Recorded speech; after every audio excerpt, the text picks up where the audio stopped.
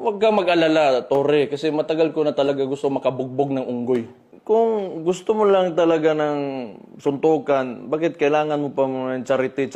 Why do you need kailangan mo pang gamitin yung nangyayari ngayon na baha dyan sa Metro Manila?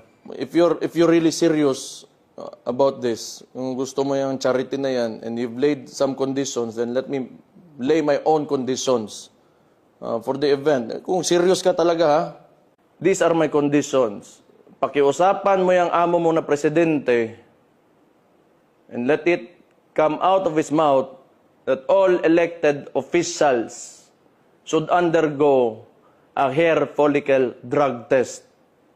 Papalagan ko yung charity mo na yan. Wala problema. Kung if it will answer the issues nitong bansa natin, I can do that.